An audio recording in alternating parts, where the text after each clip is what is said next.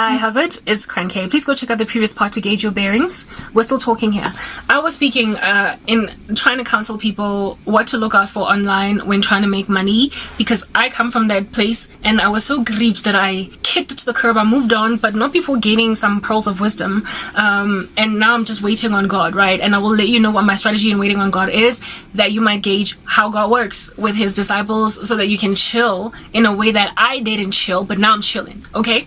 I was speaking about essays in the last part and how it is that this is the kinds of jobs that you should just not be prepared to take up as a Christian online, okay? If, for instance, you have put your services up on Fiverr as a writer, which I have, and you have also put yourself up, for instance, as an academic writer, like you know how to reference, you have got these referencing techniques or styles down, and you have put like your transcripts, many of the work that you have published already, for people to indeed trust what you can do, which is what I did, right?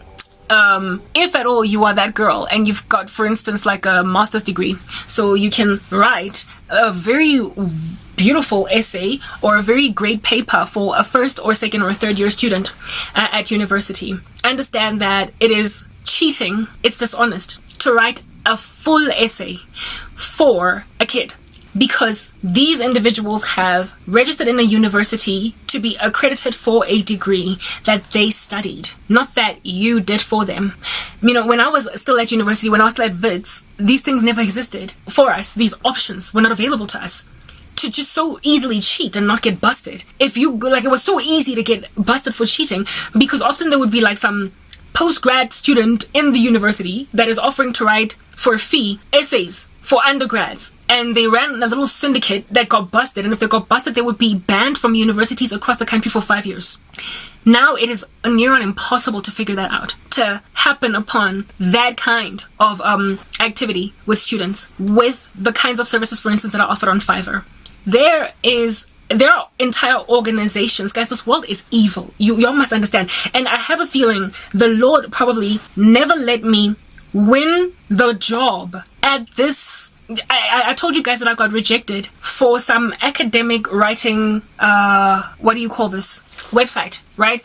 And I told you that they gave my transcript, my essay that I wrote, to somebody else to accept, and then they rejected me, and I was bereaved. I cried over it. I was sad because I wrote that essay very well. It was excellently researched and all that jazz. But I'm not gonna say what this particular company is, but I don't even know why it's even allowed to exist on the internet as an organization that is credited as such without it being called out for dishonesty or crimes. Their platform it recruits writers from across the world to write academic journals or academic essays, academic content for high school, university, and upwards.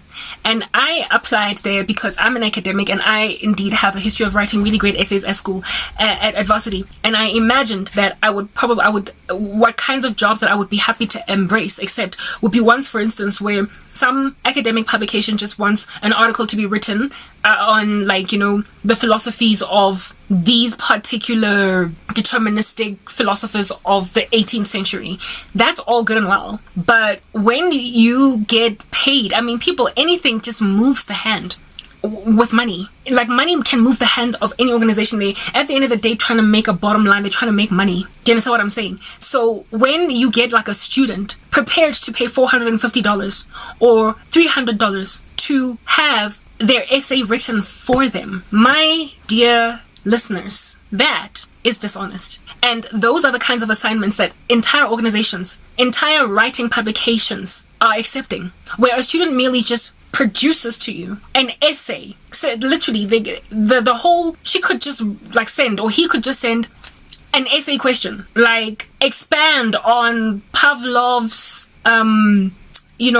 theory on classical conditioning and help extrapolate an analysis on paired stimulus and a conditioned response. And then they send that, like, literally just fax that right in, okay? Fax that whole question right in, and then they ask for a quote, and your lecturer, or I guess your lecturer, will then write at the bottom, may your essay, what's this, like, word count, no more than 2,500 words no less than 1,500 words. So anything from 1,500 to 2,500 words.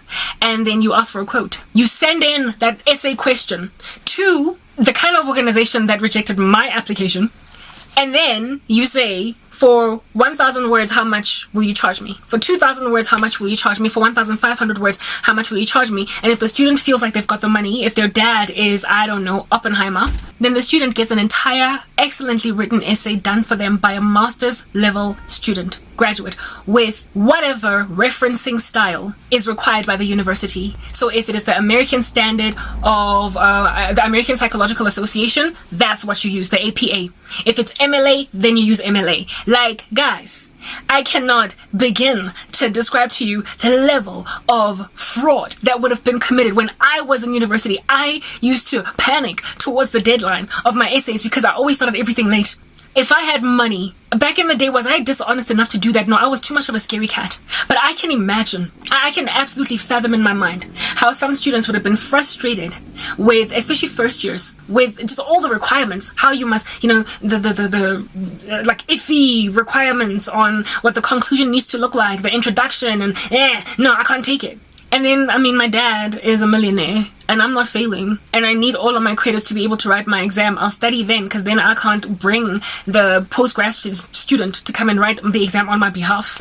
So I'll have to study for my exam, but I'm definitely not going to be doing any work in terms of assignments. I'm not going to be doing any work in terms of submitted essays. Somebody else is going to do it for me.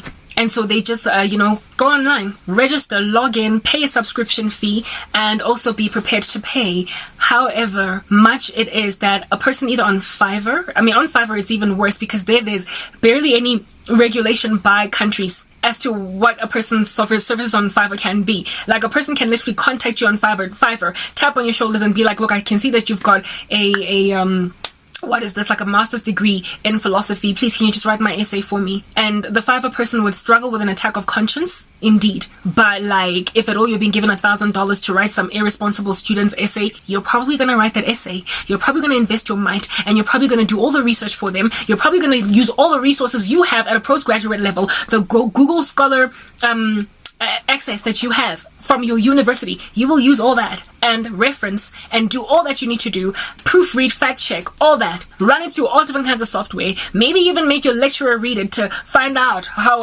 it is that they would grade it, if at all it was submitted by a first year student, and then submit it in exchange for a fee. And here it is that a first year student passes with flying colors an essay that they did not write for themselves. These are the kinds of jobs that Christians cannot accept because they are being offered. They're being given. This is the kind of stuff, the rabbit hole that I got into, that the discoveries I made when I was busy trying to make money online. I found fraudsters. I found so much compromise on the part of the planet. I realized that the earth is no longer what it used to be. Education, instruction is no longer what it used to be. Understanding is no longer what it used to be.